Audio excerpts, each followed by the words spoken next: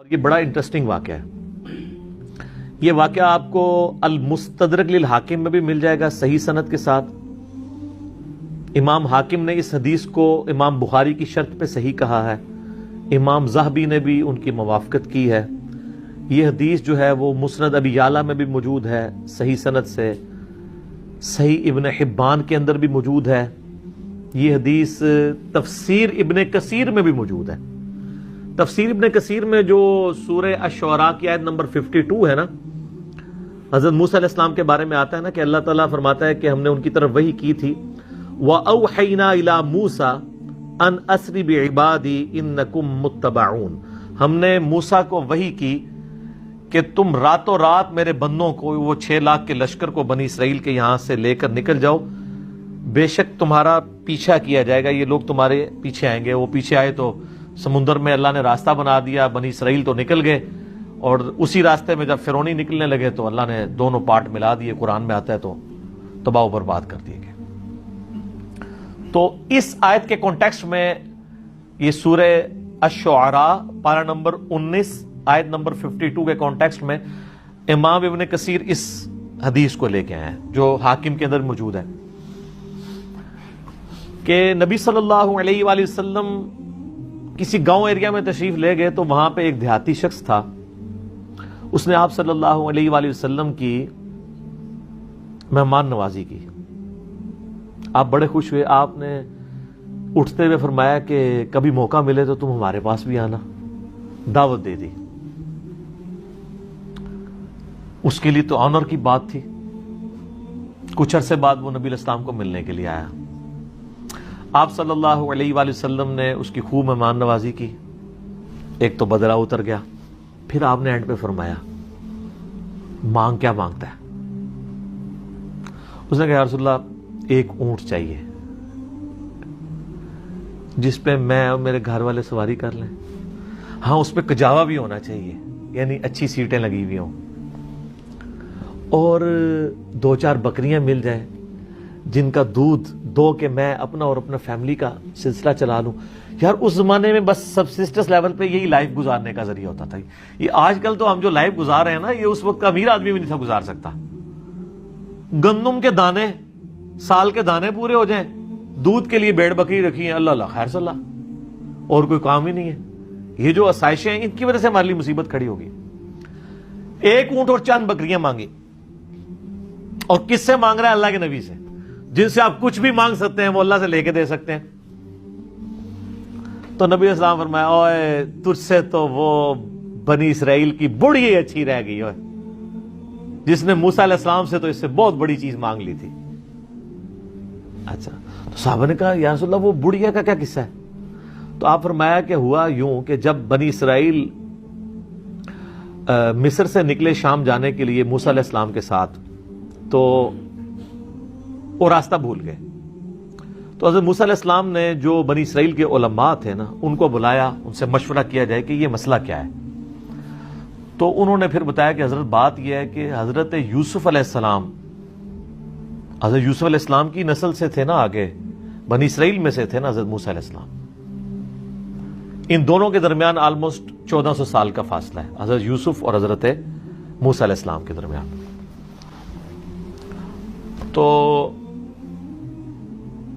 حضرت موسیٰ علیہ السلام کو انہوں نے کہا کہ جب حضرت یوسف علیہ السلام کی موت کا وقت قریب آیا تھا نا، تو انہوں نے بنی اسرائیل سے ایک عہد لیا تھا کہ جب کبھی بھی تم واپس ملک شام گئے نا، کیونکہ اصل ان کا وطن تو شام تھا، وہ تو حضرت یوسف علیہ السلام سورہ یوسف میں آتا ہے نا کہ بکھ کے وہاں تک پہنچے، پھر اللہ نے وہاں ان کو مرتبہ دیا تو بنی اسرائیل وہاں پہ شفٹ ہو گئے. لیکن یاد تو اپنے وطن کی ستاتی تھی. ان کو یہ بھی پتا تھا کہ اللہ نے وحی کے ذریعے بتایا ہوگا کہ الٹیمیٹلی آپ ابراہیمی مسکن کی طرف دوبارہ جائیں گے. تو انہوں نے یاد لیا تھا کہ جب تم لوگ یہاں سے شفٹ کرو نا تو میری لاش بھی قبر سے نکال کے لے جانا، مجھے وہاں پہ یروشلم میں دفن کرنا ہے جو میرا آبائی جگہ ہے. حضرت موسیٰ علیہ السلام نے کہا او ہو یہ تو پھر ہمیں راستہ نہیں ملے گا. یوسف علیہ السلام نے نال کھڑنا پینا ہے کیونکہ اللہ کی طرف سے ہو رہا تھا. ان کا اچھا ٹھیک ہے جی بتاؤ قبر کی طرف. ان کا جی قبر بھی نہیں پتا ہمیں، کیونکہ اس زمانے میں مزار نہیں ہوتے تھے. Point to be noted. مزار تو نہیں. اور یوسف علیہ السلام تو بہت بڑی شخصیت تھے, ان کا بہت بڑا مزار ہونا چاہیے تھا وہاں, وزیر خوراک رہے تھے وہ. انہوں نے کہا جی ایک بڑھیا ہے جس کو قبر کا ایڈریس پتا ہے, لیکن وہ کہتی ہے کہ موسیٰ کو میرے پاس خود بھیجو, میں اس کے ساتھ نیگوشیشن کروں گی تو جگہ بتاؤں گی قبر کی. حضرت موسیٰ علیہ السلام نے کہا ٹھیک ہے بات کر لیتے ہیں. تو کہا اماں بتا, انہوں نے کہا اس طرح نہیں ہے, مجھے اس کا معاوضہ ادا کرنا ہوگا. حضرت موسیٰ علیہ السلام نے کہا اس کا معاوضہ کیا؟ وہ تو ایکسپیکٹ کر رہے تھے کوئی پیسے, کوئی مال, کوئی بکریاں, کوئی اونٹ, جس طرح اس صحابی نے بھی مانگ لیا. انہوں نے کہا جی معاوضہ یہ ہے کہ میں جنت میں تمہارے ساتھ رہوں گی. اللہ حضرت موسیٰ علیہ السلام کا رنگ فاق ہو گیا, چہرے پہ ناگواری کے اثار آ گئے کہ یہ کیا مانگ رہی ہے, پھر دوسرا یہ میرے اختیار میں بھی نہیں ہے. تو حدیث کے الفاظ ہیں اللہ تعالیٰ نے اسی ٹائم حضرت موسیٰ کو وحی کی کہ آپ کمٹمنٹ کر لیں اس کے ساتھ. اوئے ہائے ہائے, دینے والا تو اللہ ہے نا جی. موسیٰ علیہ السلام نے کہا ٹھیک ہے. اس لیے حضور نے اس اعرابی کو کہا او یار تجھے تو بڑھیا اچھی رہے گی, یعنی تو مجھ سے جنت میں میرا پڑوس مانگ لیتا, تو نے مانگی تو دنیا کی چیز مانگی. جس طرح کہ صحیح مسلم میں آتا ہے کہ ایک صحابی تھے ربیہ, نبی علیہ السلام کو وضو کروایا کرتے تھے. ایک دن سمندر رحمت جوش میں آیا, فرمایا سل ربیہ, ربیہ کیا مانگتا ہے؟ وہ بھی تیاری کر کے بیٹھے سے. انہوں نے کہا یا رسول اللہ جنت میں آپ کا پڑوس. ہو سکتا ہے اس واقعے کے بعد یہ ہوا ہو, انہوں نے یہ بات سنی ہوئی ہو, اہم ممکن ہے, یہ میری اسیسمنٹ ہے. تو آپ فرمایا اور بھی کچھ مانگ لیں. ان کا نہیں یا رسول اللہ اس کے بعد تو مجھے کچھ نہیں چاہیے. تو آپ نے فرمایا پھر کثرت سجود سے میری مدد کر, یعنی اللہ کی عبادت کر کثرت کے ساتھ, میری شفاعت بھی تیرے کام آئے گی, الٹیمیٹلی تجھے جنت میں میرا پڑوس مل جائے گا انشاءاللہ تعالی. بلکہ آپ لوگوں کے لیے خوشخبری, بخاری مسلم میں حدیث ہے کہ ایک صحابی ہے, ان کا یا رسول اللہ قیامت کب آئے گی؟ آپ نے فرمایا کہ کوئی قیامت کے لیے تو نے تیاری بھی کی ہے؟ تو اس نے کہا یا رسول اللہ میں تو بس موٹے موٹے دین پہ چلتا ہوں, فرائض پورے کرتا ہوں, کوئی ایکسٹرا نفلی باتیں میرے پاس نہیں ہیں. ہاں میں اللہ اور اس کے رسول سے محبت کرتا ہوں. تو آپ نے فرمایا پھر اللہ اور اس کا رسول تمہارے ساتھ ہوں گے. حضرت انس بن مالک کہتے ہیں کہ اسلام لانے کے بعد رسول اللہ کے کسی فرمان سے ہمیں اتنی خوشی نہیں ہوئی جتنا اس فرمان سے ہوئی کہ جو اللہ اور اس کے رسول کے ساتھ محبت کرتا ہے, اللہ اور اس کا رسول قیامت والے دن اس کے ساتھ ہوں گے, یعنی اسے بھی پڑوس مل جائے گا. اور پھر حضرت انس بن مالک کے الفاظ ہیں بخاری مسلم میں, اے اللہ میں اللہ سے, اس کے رسول سے, حضرت ابو بکر و عمر سے محبت کرتا ہوں, گو میرے اعمال ابو بکر و عمر والے نہیں ہیں, لیکن یا اللہ مجھے بھی اپنا اور اپنے محبوب کا ساتھ قیامت والے دن نصیب فرما, آمین.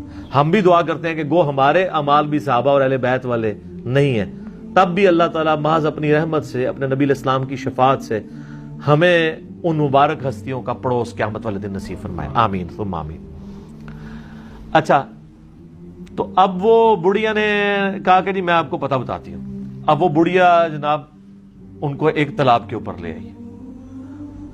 حدیث کے الفاظ ہیں وہ تالاب بھی بالکل سبز ہو چکا ہوا تھا, یعنی بہت پرانا تالاب تھا, کوئی اتنا یوز میں بھی نہیں تھا, کوئی سمجھ لیں آج کل جس طرح کیچڑ والا کوئی جوہڑ ہوتا ہے. اس نے کہا جی اس پانی اس کا نا تالاب کا باہر نکلوائیں, اس تالاب کو خشک کریں. تو تالاب خشک کیا گیا, تو اس کی بیسمنٹ کے اندر اس نے نا ایک جگہ لوکیٹ کی کہ یہاں پہ آپ کھودیں, یہاں پہ ان کی قبر ہے.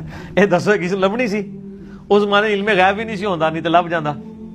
ٹھیک ہے, بزرگوں کہتے ہیں نا علم غیب ہے, وہ جب تک اللہ نہ بتائے تو پیغمبر کو بھی نہیں پتا چلتا. تو خیر وہ قبر کھودی, اور حدیث کے الفاظ ہیں کہ انہوں نے حضرت یوسف علیہ السلام کا جسد انور نکالا, تو پھر بنی اسرائیل کے لیے جو ہے نا راستہ بالکل واضح ہو گیا. پھر وہ اپنے